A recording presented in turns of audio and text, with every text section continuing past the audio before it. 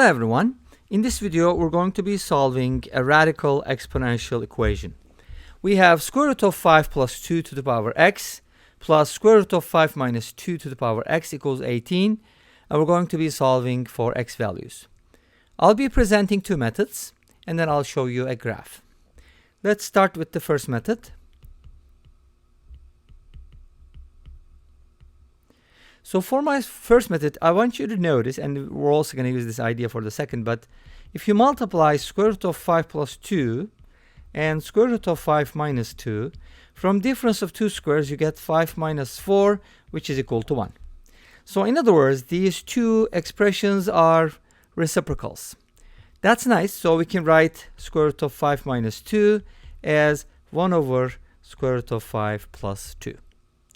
And now this allows us to express this term in terms of the first one.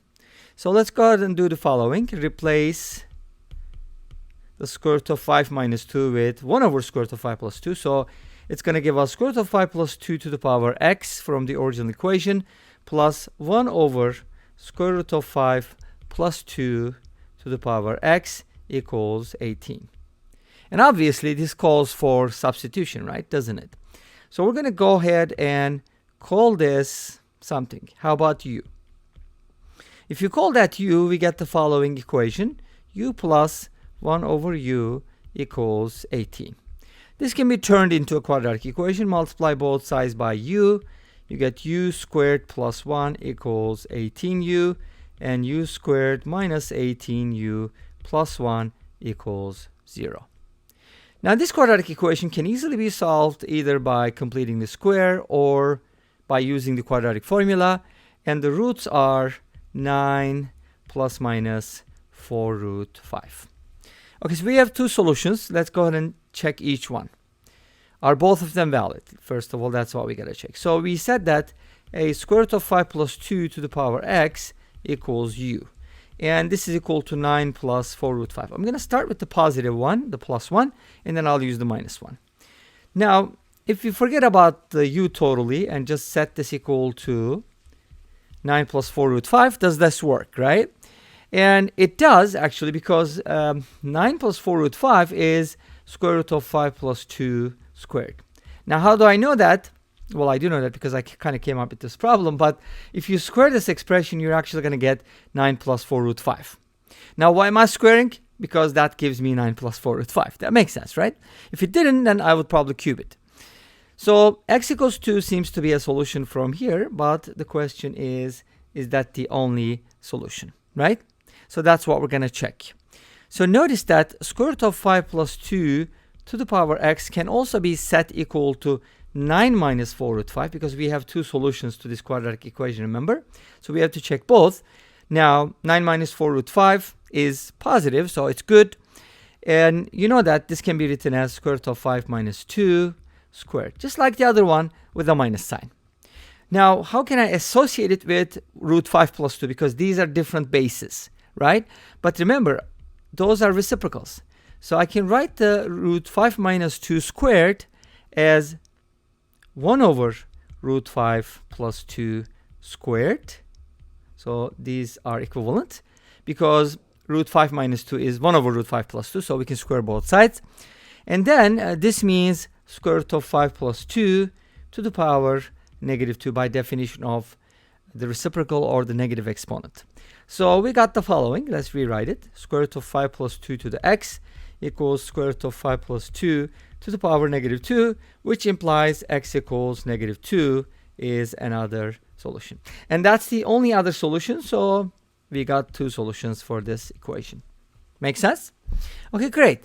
So let's go ahead and take a look at the second method, and then we'll take a look at the graph. Okay? Second method.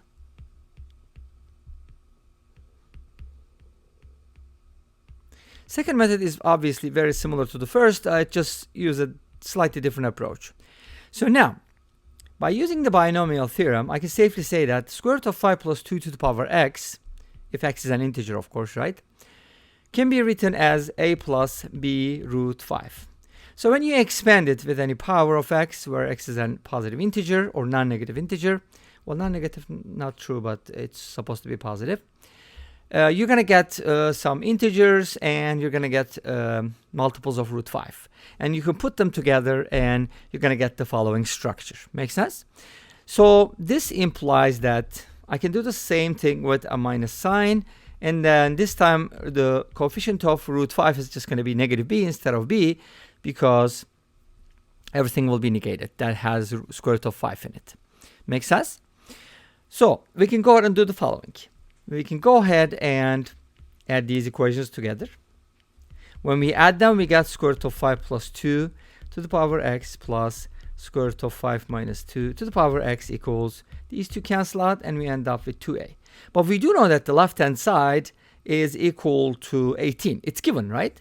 So this is equal to 18. What is that supposed to mean? It means a is equal to 9.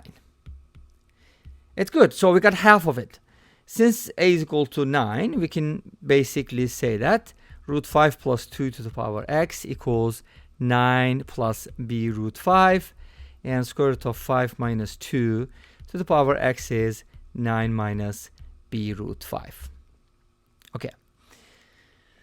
Now, how do I know it's a plus b root 5, but not, or a minus b root 5, but not like something a root 5 minus b, right? You might be questioning. If you add these two expressions, you still end up with a radical. Makes sense? But you have to get rid of the square root of 5 so you can end up with an integer like 18. That's why we have to write it this way. So now, instead of adding them, we're going to multiply them this time. When we multiply these two things, obviously the bases are going to be multiplied, but remember they are reciprocal, so it's kind of going to look like this. Root 5 plus 2 times root 5 minus 2 all to the power x equals 9 plus b root 5 times 9 minus b root 5, which can be written as 81 minus 5b squared from difference of two squares. Difference of two squares is super duper important. These two are reciprocals, remember, so their product is 1. 1 to the power x is 1, so from here we get 81 minus 5b squared equals 1, and 5b squared equals 80, b squared equals 16, and b equals 4, or b equals negative 4. Well, b equals negative 4 doesn't really give you anything different, so we can take b to be positive. It doesn't matter. It's just going to be switched around. So b equals 4 is okay, and that means we have square root of 5 plus 2 to the power x equals 9 plus 4 root 5 as before. The difference between the first and second method is we didn't solve a quadratic equation. Well, we kind of did, but with the square roots, that was easier. So, you know, we got to the same answer, right? We arrived at the same thing. So now we can write the 9 plus 4 root 5 as square root of 5 plus 2 squared as before. And from here, x equals 2 works. But I want to show you something. Why does negative 2 also work? We've seen with the first method why it does, but let me go ahead and explain it a little differently. So if x equals 2 is a valid solution, then I can just plug it in, right? So it should give me 18. And you can easily check that. Very easy to check, right? But let's go ahead and do the following. Root 5 plus 2 is the reciprocal of root 5 minus 2. So I can write it like this. And root 5 minus 2 is the reciprocal of root 5 plus 2, vice versa. I can write it like this. And this is 18. And it kind of helps me to write it in a different way. Root 5 minus 2 to the power negative 2. And then root 5 plus 2 to the power negative 2 equals 18. I'm just going to switch these two terms, even though it doesn't matter. Just to, you know, show you what this looks like. So I'm just going to switch these two because they're being added, doesn't matter. And now remember, the original problem, the original equation was this one. And what does that tell you? That tells you that, oops, I was supposed to replace with x. Okay. So this tells you that negative 2 is also a solution, because look at this, right? X equals negative 2 works. Therefore, x equals negative 2 is also a solution. And let's go ahead and take a look at the graph real quick. So I graphed this for you, even though these are exponentials. They kind of undo each other in such a way that you get this symmetrical graph. Obviously, that makes sense, because if x equals z is a solution, then negative z is also a solution. As you can see, 2 and negative 2 are solutions. And those are the only solutions. And this brings us to the end of this video. Thank you for watching. I hope you enjoyed it. Please let me know. Don't forget to comment, like, and subscribe. I'll see you tomorrow with another video. Until then, be safe, take care, and bye-bye.